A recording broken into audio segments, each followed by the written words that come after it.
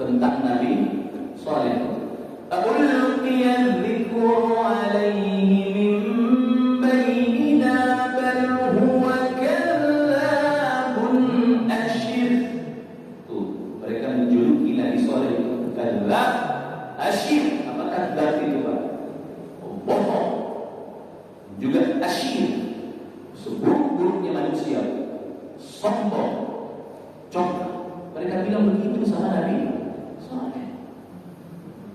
Apakah Nabi Saleh berhenti berdakwah? Tidak. Terus sahabat Nabi Saleh itu terus berdakwah, terus meski tidak ada yang menerima dakwahnya, tapi yang Nabi Saleh terima adalah cemoohan, ejekan, sumpah serapah, lebih-lebih dari penguasanya. Karena mereka tahu kalau seandainya banyak orang beriman kepada Nabi Saleh ini mengancam eksistensi kita, mereka menjadi orang nomor satu memusuhi Nabi Saleh. Sampai begini, Pak, mereka merendahkan Nabi Saleh. Kalau benar ajaran yang kau bawa itu benar, kamu ini seorang nabi yang diutus oleh Tuhan, oleh Allah, coba deh tunjukkan kepada kami buktinya. Mau bukti apa? Tunjukkan kepada kami. Coba kamu keluarkan kontak dari dalam batu. Itu permintaan main-main, Pak, dari mereka itu. Ya, pengen merendahi Nabi Saleh karena mereka yakin Nabi Saleh tidak akan bisa. Bagaimana mungkin? Saleh kan manusia biasa seperti kita, punya kemampuan mengeluarkan unta dari dalam batu. Nah, bisa Saleh. Paling Saleh diam ya, nggak bisa ngomong apa-apa. Tuh kan benar dia ngomong ini. Tapi apakah Nabi Saleh berdiam diri? Tidak. Nabi Saleh malah menyambut tantangannya. Apa kata Nabi Saleh? Oke, baik kalau begitu, bahasa kita baik begitu. Tapi ada syaratnya. Kalau aku bisa mewujudkan apa yang kalian minta itu, apakah kalian mau beriman kepada ajaran yang kubawa? Syaratnya apa, Pak? Beriman. Karena mereka yakin Nabi Saleh tidak akan mampu mewujudkannya. Mereka bilang kami siap. Sambut pula tangan Nabi Saleh. Karena mereka yakin tidak akan pernah terjadi. Mana ada onta keluar dari batu, tak mungkin itu terjadi. Lalu kemudian Nabi Saleh beribadah dengan khusyuk kepada Allah, berdoa dengan khusyuk kepada Allah, meminta kepada Allah diturunkan ayat kekuasaan itu, bukti kuasaan Allah, bukti kebenaran ajaran ini supaya kaum itu mau beriman. Setelah Nabi Saleh beribadah, berdoa dengan khusyuk, apa yang terjadi? Di hadapan mereka semua itu Allah tunjukkan bahwa apa yang dikatakan oleh Nabi Saleh ternyata benar. Keluarlah dari bongkahan batu besar yang ada di depan mereka seekor onta, persis seperti yang mereka sebutkan. Warnanya seperti ini, bunting 10 bulan, tidak punya induk, tidak dilahirkan, hadir tiba-tiba begitu saja. Dan ternyata masyarul muslimin, apa yang mereka tantang tadi kepada Nabi Saleh tepat ada di depan mereka. Ketika unta itu ada, maka terkejutlah seluruh orang yang hadir saat itu. Maka kemudian Nabi Saleh menagih janjinya, apakah kalian mau beriman kepada aku? Diam mereka 1000 bahasa, sampai kemudian ada yang berbicara mewakili yang lain. Saleh, ini sihir, Loh, dibilang apa? Sihir ini. Kami terkena sihir, kamu juga sihir ya Saleh. Gak percaya, Pak. Mereka tolak. Kalau ada sihir itu, Pak, ini gak benar. Bukan fakta yang sebenarnya. Padahal itu fakta, mukjizat dari Allah Subhanahu wa Ta'ala untuk mereka. Orang kafir, kalau udah kental kekafiran itu, Pak, udah mengkristal kekufuran mereka itu, udah gak bisa dibilangin, udah susah dibilangin. Bukti apapun gak mempan kepada mereka itu.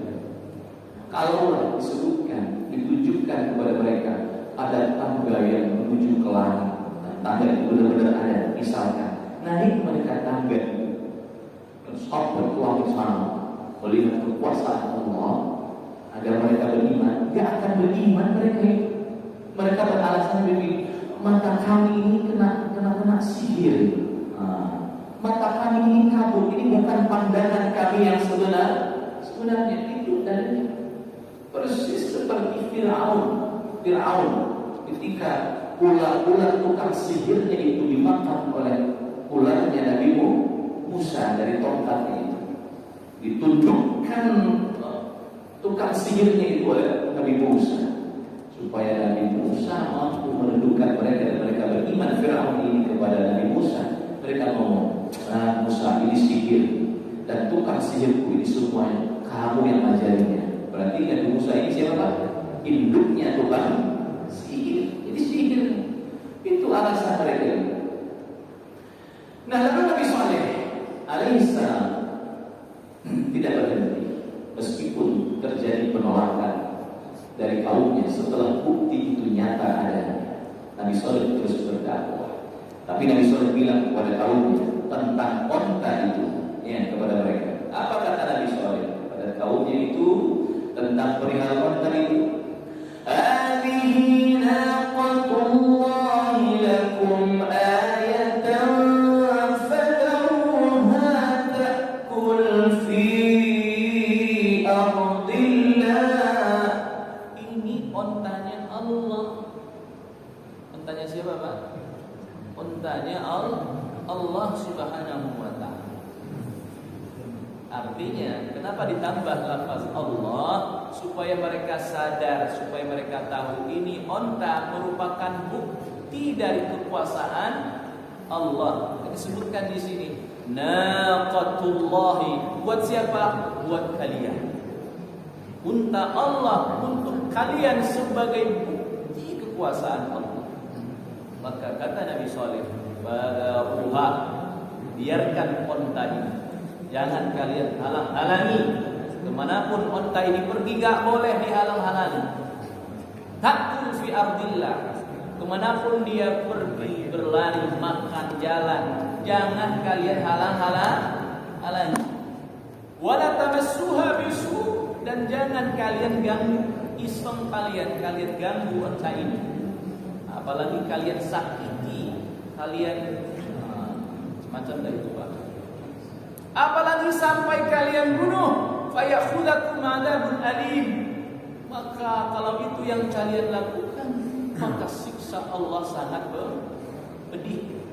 Siksa Allah sangat pedih. Artinya kalau mereka ganggu, kalau mereka bunuh, kalau mereka siksa, dihalangi makan, dihalangi minum, maka ini menjadi sebab turunnya apa?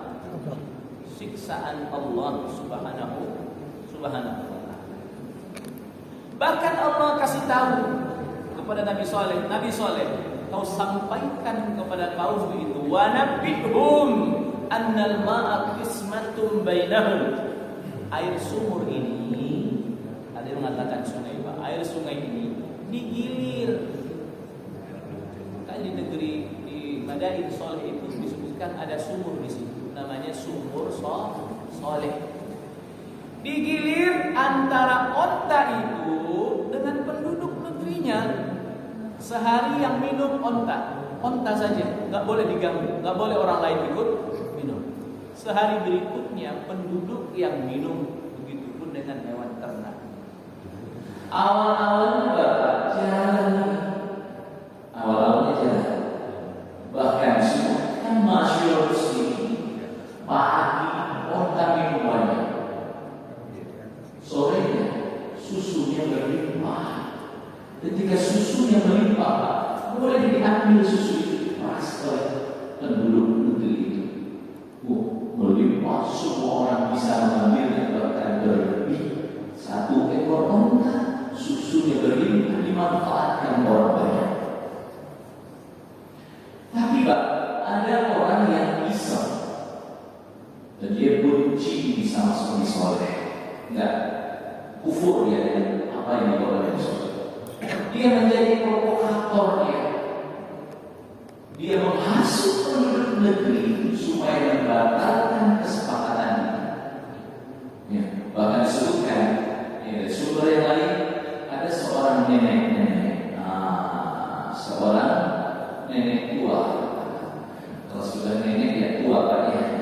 nenek. Dia buat sayembara. Dia tawarkan kepada penduduk negerinya itu, siapapun di antara kalian yang berani membunuh untanya Soleh itu, dia boleh menikahi putri-putriku yang cantik-cantik ini. Wah, orangnya tak main-main. Anaknya ditawarin. Kenapa diprovokasi? Sulit kita. Gara-gara kesepakatan ini sulit kita. Biasanya setiap hari kita bisa ambil air, tapi kok sekarang diatur-atur kita ambil air. Bisa-bisanya sehari buat unta, sehari buat kita. Apa-apaan ini perjanjian ini repot kita. Bahkan hewan ternak kita jadi kesulitan, jadi kesusahan dan seterusnya. Lalu adanya tawaran dari nenek tua itu.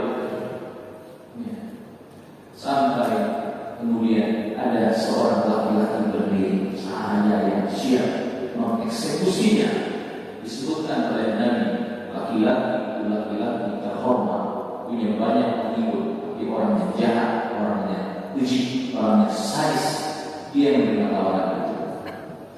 Dibunuhnya Allah. Dibunuhnya Allah. Padahal Nabi Soleh sudah mengingatkan, jika kalian ganggu, kalian bunuh Allah itu siksaan besar menerima kalian. Lalu masyarakat Muslim terbunuhlah Allah itu sampai ke telinga Nabi Soleh. Apa kata Nabi Soleh ketika mendengar berita terbunuhnya Wanda tersebut? Apa kata Nabi Soleh kepada kaumnya? Masyarakat Muslim, ketika mendapati Wandanya itu terbunuh, kata Nabi Soleh kepada kaumnya itu, bersenang-senanglah kalian selama tiga hari. Bersenang-senanglah kalian selama berapa hari oleh itu? Bersenang-senanglah kalian selama 3 hari, kata Nabi Soleh. Kemudian Nabi Soleh mengingatkan bahwa setelah 3 hari itu akan datang kepada kalian peringatan dari Allah Subhanahu wa Ta'ala. Nah, diingatkan begitu Bapak Ibu, mereka tidak percaya. Mereka masih membangkang, mereka masih sombong. Bahkan mereka menantang Nabi Soleh. Soleh, mau apa kamu ngatur Nabi? Turunkan kepada kami saat ini juga mana siksaan Tuhan. Masya Allah. Lalu kemudian masyarakat Muslim, ketika Nabi Soleh sudah mengingatkan begitu, bersenang-senanglah kalian selama 3 hari di rumah kalian. Bersenang-senanglah 3 hari kalian di rumah kalian. Lalu kemudian masyarakat Muslim, mulai dari antara mereka itu ada yang khawatir. Jangan. Ada yang mulai takut. Dan ketakutan ini mulai merasuki penduduk negeri yang tidak beriman kepada Nabi Soleh. Sampai kemudian mereka menjadi semakin takut. Kalau apa yang dikatakan Soleh itu benar-benar ada. Dan kemudian mereka buat makar. Maka berkumpullah 9 orang. Wa kana fil madinati tis'atu rahtin yufsiduna fil ardi wa la yuslihun. Maka di tengah kota itu ada 9 orang yang melakukan kerusakan, dan mereka wa la yuslihun, tidak melakukan kebaikan. Fata'amalu alaihim, mereka bikin konspirasi terhadap Nabi Soleh. Mereka buat makar untuk Nabi Soleh. Mereka ingin membunuh Nabi Soleh dan keluarganya di malam hari. Dengan bunuh Nabi Soleh. Kenapa? Mereka bunuh Nabi Soleh karena keyakinan kalau Soleh terbunuh, maka siksa itu tidak jadi turun. Allah katakan di sini, wa makaru makran wa makaru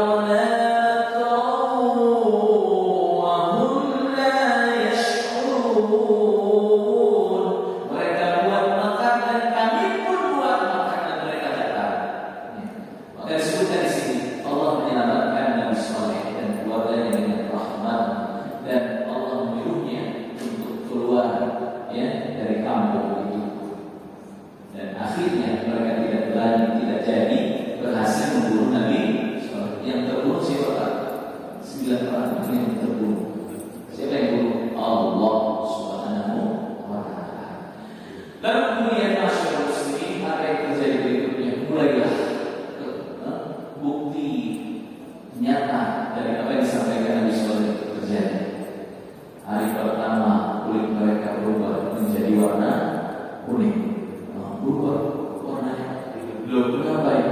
Berubah menjadi warna kuning. Hari berikutnya berubah menjadi warna pucat. Berubah pucat. Mereka semakin ketakutan. Hari berikutnya turun siksaan Allah. Berubah pun besar. Baru mereka yakin dengan apa yang dikatakan oleh Nabi Shalih. Hari berikutnya maka turun petir-petir yang menyambar. Semakin takut mereka. Dan di hari yang berikutnya ditutup dengan siksaan pamungkas. Apa dia bunyinya Bapak Ibu? Inna arsalna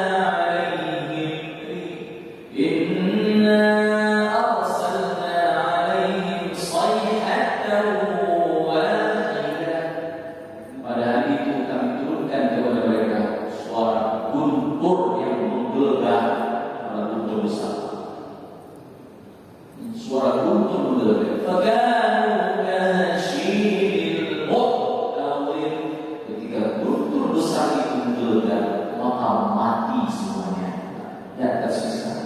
Bahkan disebutkan matinya itu bergelimpangan. Matinya itu di mana posisi mereka saat itu seperti itu matinya.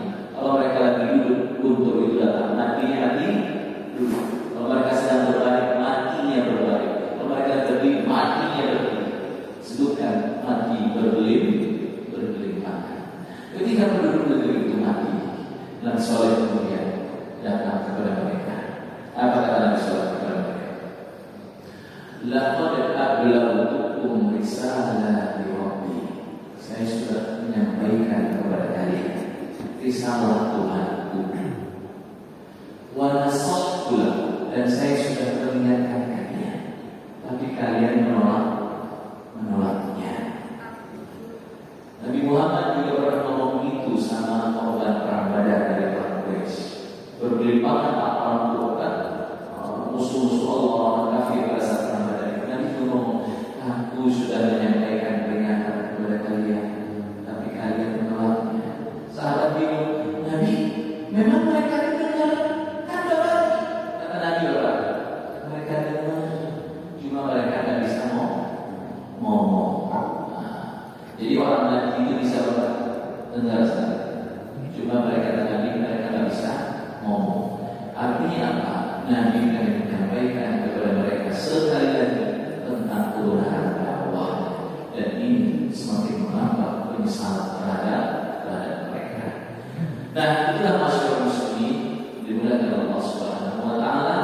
Maka yang tersisa adalah Nabi Shalih dan pengikutnya, dan mereka berada dalam keimanan dan ketakwaan kepada Allah Subhanahu wa taala. Dari sini kita mengambil kesimpulan bahwa satu, Allah akan menyelamatkan nabinya, Allah menyelamatkan pengikutnya. Orang-orang yang kafir kepada Allah, orang-orang yang syirik, mereka tidak akan berada dalam kesyirikan sampai kemudian Allah mengutus nabinya, dan Allah mengirimkan peringatan dan seterusnya.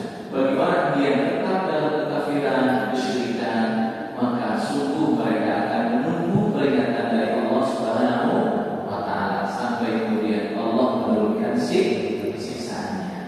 Oleh karena itu, masyarakat muslimin, ini menjadi pelajaran berharga buat kita, untuk kita yang hidup pada masa sekarang ini, bahwa jangan pernah kita merasa nyaman dari maksiat yang kita lakukan, apalagi sampai kita mengkufuri Allah Subhanahu wa taala. Mudah-mudahan bermanfaat untuk kita semua pelajaran ini.